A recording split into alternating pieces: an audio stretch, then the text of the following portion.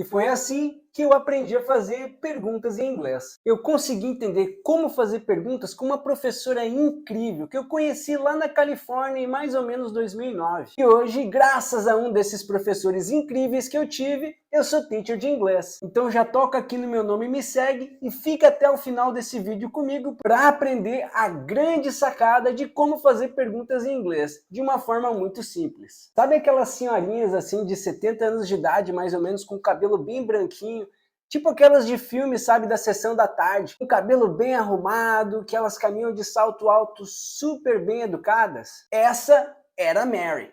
Eu nunca me esqueço do primeiro dia que eu conheci a Mary. Ela entrou na sala segurando um monte de livro embaixo dos braços e aí ela disse essa frase: "Hello class, I am Mary."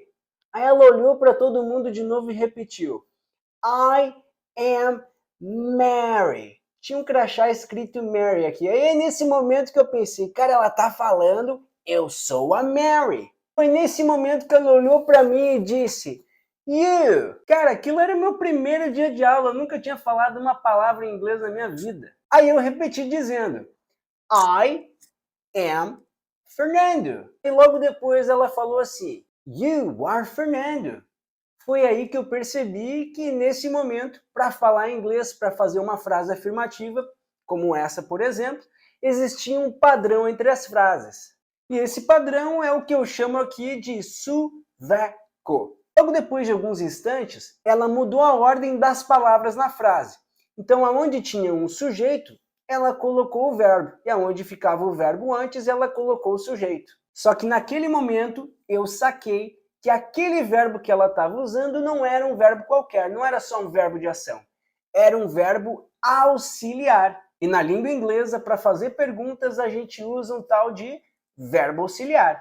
Já salva essa dica depois para não esquecer disso, hein? E foi aí que ela fez então a frase: "Are you Fernando?" No início dessa frase, ela usou o are, que é o tal do verbo to be, de ser ou estar. Então, ser você o Fernando? É você o Fernando?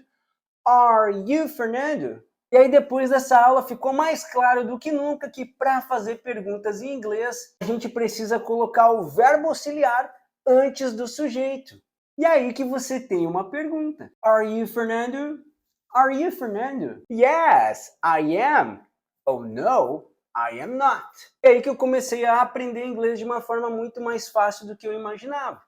Então, se você tem dificuldade hoje de saber como falar inglês ou de como fazer perguntas e quer descobrir como que funciona esse método que eu acabei de te explicar aqui no vídeo, escreve aqui no chat agora "eu quero", que eu vou estar te enviando uma super aula explicando esse método e como você pode aprender inglês em até 60 dias. Então escreve aqui nos comentários agora "eu quero".